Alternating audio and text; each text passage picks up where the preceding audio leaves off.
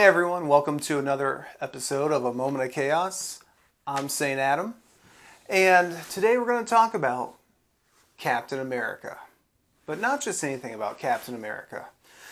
As most of you have probably watched on Disney Plus's The Falcon and the Winter Soldier, Sam Wilson is the MCU's new Captain America. He is the true successor now to Steve Rogers.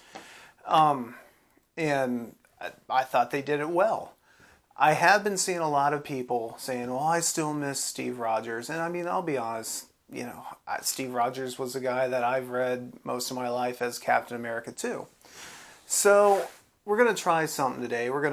This is how I think we could bring Steve Rogers back to the MCU.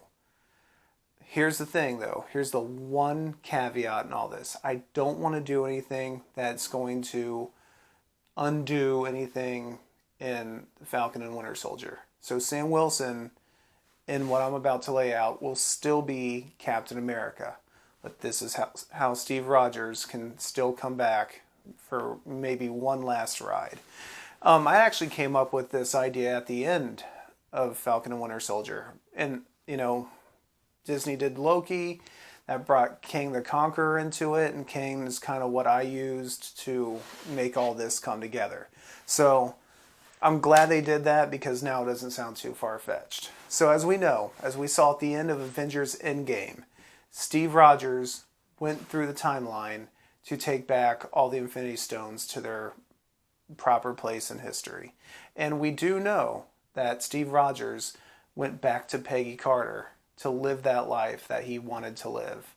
And we did see him as an old man. So we know he went back in time and survived this whole time, building up to where he can give Sam the shield.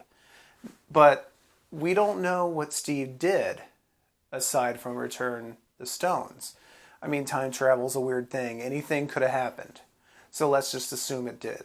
Now, Steve gave Sam the shield. How did Steve know Sam would have taken the shield? Well, maybe he was there when Sam, literally in front of the world, became the new Captain America.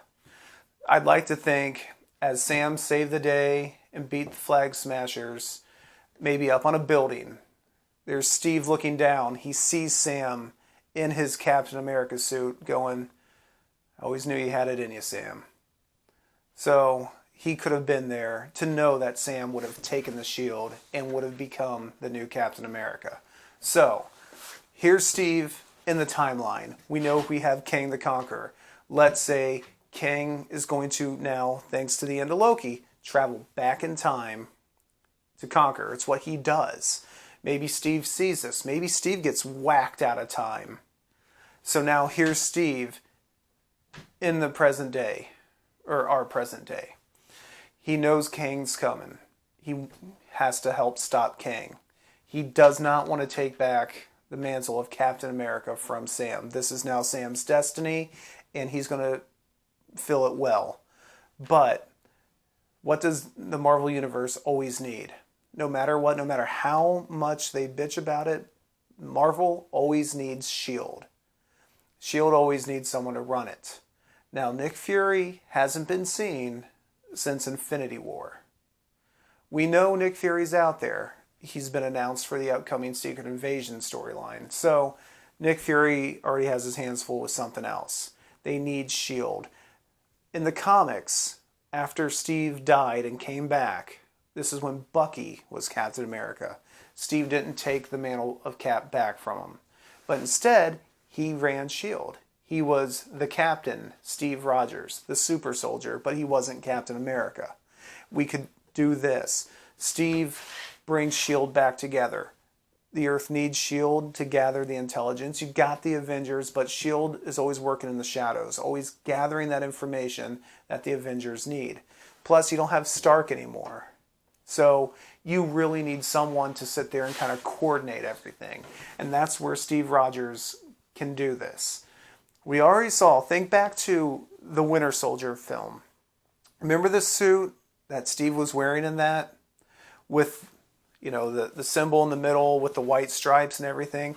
That's the suit he wore when he was the Captain Steve Rogers. So it only makes sense. I asked myself, why out of all the ways you could do his costume would you go with that? So that suit's already around. He could use that, minus the mask, minus the shield. He can use that to run shield and mount all the forces he needs to stop Kang. Because let's be honest, Kang is going to be the big bad. The next big bad. Thanos is now done. We got Kang on the way, and Galactus probably will be after him. So, Steve can coordinate all this. He's running shield. Sam can do the Captain America thing. You can bring the Avengers that are left, you can bring them back together with some of the new characters we've been seeing. Like Shang-Chi, who was never an Avenger in the comics, but if you're fighting someone called the Conqueror, you're going to want the Master of Kung Fu there with you. You get all the characters back. Now, Steve, let's say this takes a year Marvel time, not a year our time, a year Marvel time, where he's running S.H.I.E.L.D., he's coordinating everything. He's already time traveled, he's peeked around bits of the time stream, so he knows Fury's busy, and he knows that'll be taken care of. But here's the thing about time. It's not a definite. Every little thing, like the butterfly effect, can affect the time stream. So Steve has to be very careful of anything he's seen, what he can disclose, and what he has to keep to himself. Thereby, he starts to understand why Nick Fury was the way he was. You know, with a heavy heart, Steve can't be up front with everyone. He's got to pull back a little bit. So you have Kang popping up throughout. I don't know how they're going to do it in this phase. I can only imagine you'll see hints of Kang here and here because he's a time traveler. Amassing armies, maybe even amassing some of the defeated villains. You know, I always ask the question, where's the Abomination, until I saw Shang-Chi and the Legend of the Ten Rings. And you saw him fighting Wong, which is a weird kind of team up. I don't know why that would have been a thing, but Kang could be going around, getting some of these villains. Where's Vulture? Is Mysterio dead?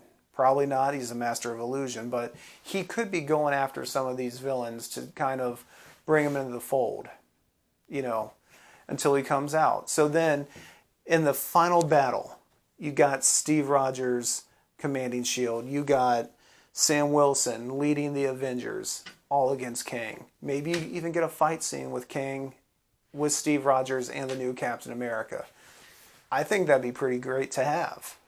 But they could fight. Kang's defeated. Steve, we know where Steve's destination is. He's going back to Peggy. Nothing's going to change that. But it's how he gets there. And I don't think if Steve Rogers is time displaced, he's not going to say, well, you guys are facing this guy, but I'm going to go back beforehand. So this is how we can bring Steve back. He can be like Tony Stark, popping up in every movie, like, hey, there's, being kind of cryptic, there's trouble on the horizon. And I think with Chris Evans, his schedule, I think it could work around that, where he wouldn't have to do actual movies, just spots here, here, and here before you do the big payoff with that. I would enjoy it. I'm sure other people would enjoy it. I know there's a certain group of people that will not be happy with it unless Steve goes back to being Captain America. He's not, and I think we need to get that out of our heads. He's not going to go back and be Captain America anymore. Chris Evans isn't going to come back and be Captain America full time. But this would be a nice way to kind of bring him back. And he did give Sam his blessing before Sam became the new Captain America, but to have Steve see where Sam is as Captain America, I think would be a great validation for not only Sam himself, not only for all the Avengers in the MCU to see that Captain America has passed the torch and he approves of the decisions his successor's making, but I think it'd be a nice payoff for the fans too. We could get to see Steve go back into the timeline to know from this point he is going straight back to Peggy. He's going to live that life that he's always wanted. Again, this is just speculation. This is how I think you could do it. I think it would fill that void of Tony Stark and Nick Fury very well. But I don't know. What do you think? Do you think it could happen this way? Should it happen another way? Do we even need to see Steve Rogers again in the MCU at all? Let me know. Hit me up. Let me know in the comments below. But if you like this video, give it a thumbs up. Share it around with all your, not just MCU fans, but comic friends, movie fans. And, I'd like to hear your thoughts about how Steve Rogers could come back to the MCU. Follow us on all our social media. We're talking Facebook, Twitter, Instagram. And from here at A Moment of Chaos, I'm St. Adam. See ya.